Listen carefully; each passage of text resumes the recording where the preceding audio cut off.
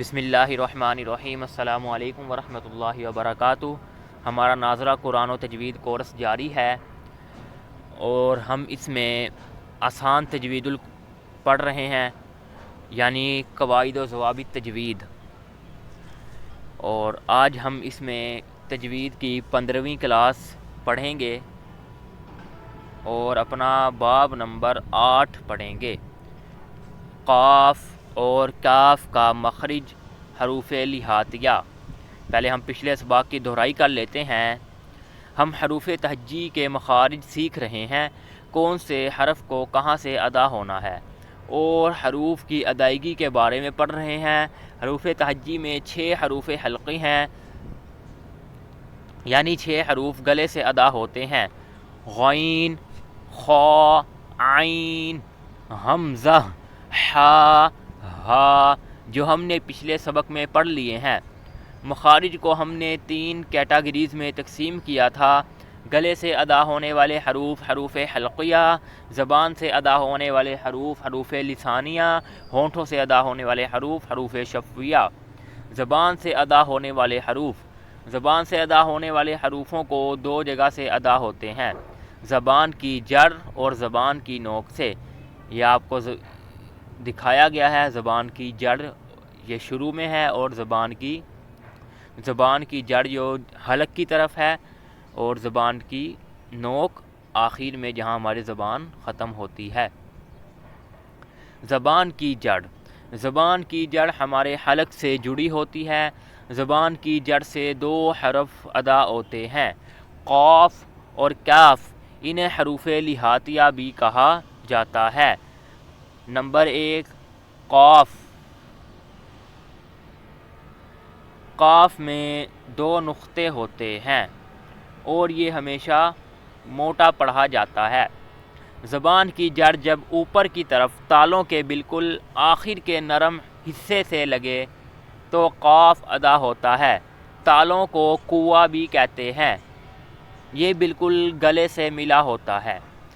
تو مختصر یہ کہ زبان کی جڑ جب کنویں کے قریب نرم تالوں سے لگے تو اس سے قاف ادا ہوتا ہے، اور اسے ہم نے موٹا بھی کرنا ہے۔ اب ہم دیکھتے ہیں کاف باریک والا کیسے ادا ہوگا۔ دوسرا حرف کاف ہے، جسے ہم ڈنڈے والا کاف بھی کہتے ہیں۔ وہ بھی زبان کی جڑ سے ادا ہوتا ہے۔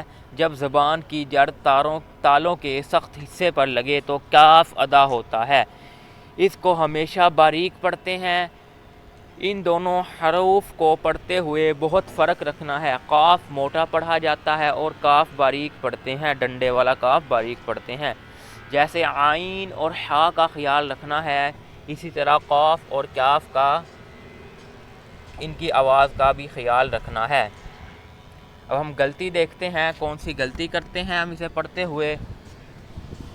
ہم پڑھتے ہیں سورۃ الاخلاص میں قل هو اللہ احد، یہاں قل میں 2 نقطے والا قاف ہے، اسے لوگ کاف پڑھتے ہیں، جس سے مطلب بدل جاتا ہے۔ قل کا مطلب ہے کہا، کہو، اور کل کا مطلب ہے تمام یا کھاؤ۔ جیسے قرآن میں آتا ہے قلب، قلب کا مطلب ہے دل، اور قلب کا مطلب کچھ اور ہو جاتا ہے کاف ڈنڈے والے سے۔ جب تک ہم کاف اور قاف کی صحیح پریکٹس نہیں کریں گے تو قرآن پاک پڑھتے ہوئے بہت غلطیاں کریں گے۔ کاف اور قاف مکس کر دیں گے تو مطلب بدل جائے گا، اس لیے دونوں حروف کی آوازوں میں فرق کرنا بہت ضروری ہے۔ مخرج یاد رکھا کرے کون سا حروف کہاں سے ادا ہوتا ہے، اور ساتھ ساتھ اس کی پریکٹس بھی کرنی ہے۔ نماز میں پریکٹس کر دیکھتے ہیں ہم اب اس کی، کہ ہم نماز میں اسے کیسے پڑھیں گے۔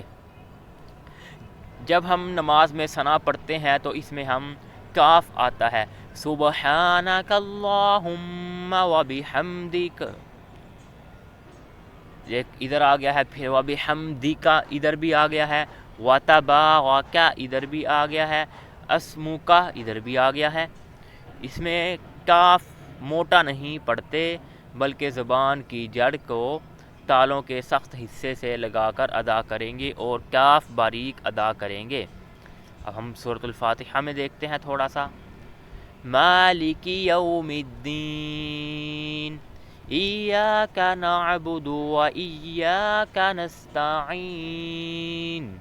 ادھر مالکی میں بھی کاف باریک ہے، ایاک میں بھی باریک ہے، اور و ایاک میں بھی باریک ہے، موٹا نہیں ہے. ادھر ہم دیکھتے ہیں اگلی آیت اہدنا الصراط المستقیم. ادھر قاف نقطوں والا آ گیا ہے، مستقیم میں اسے ہم موٹا پڑھیں گے. سورۃ الاخلاص میں دیکھتے ہیں قل هو اللہ احد. یہاں بھی قاف قل میں جو ہے اسے موٹا پڑھیں گے. وَلَمْ يَكُنْ لَهُ كُفُوًا أَحَدٌ. ادھر یَكُنْ لَهُ اور كُفُوًا ادھر کاف باریک ہے. امید ہے آپ کو یہ سمجھ آ گیا ہوگا کہ کاف کہاں باریک ہے، کون سا موٹا ہے. یعنی ڈنڈے والا کاف باریک ہے اور نقطوں والا کاف موٹا ہے، اور جو نقطوں والا کاف ہے اسے تالوں کے نرم حصے سے پڑھنا ہے، ادا کرنا ہے، اور جو ڈنڈے والا ہے اسے سخت حصے سے. آج ہم نے زبان کی جڑ سے ادا ہونے والے حروف پڑھے ہیں. زبان کی جڑ سے 2 حروف ادا ہوتے ہیں، کاف اور قاف. انہیں حروف لہاتیہ بھی کہا جاتا ہے. ان کا مخرج دوبارہ دیکھتے ہیں. قاف زبان کی جڑ جب تالوں کے نرم حصے پر لگتی ہے تو قاف ادا ہوتا ہے. کاف زبان کی جڑ جب تالوں کے سخت حصے پر لگتی ہے تو کاف ادا ہوتا ہے. آج کا ہمارا سبق اتنا ہی تھا. امید ہے آپ کو یہ سمجھ آ گیا ہوگا. ملتے ہیں اگلی کلاس میں. السلام علیکم ورحمۃ اللہ وبرکاتہ.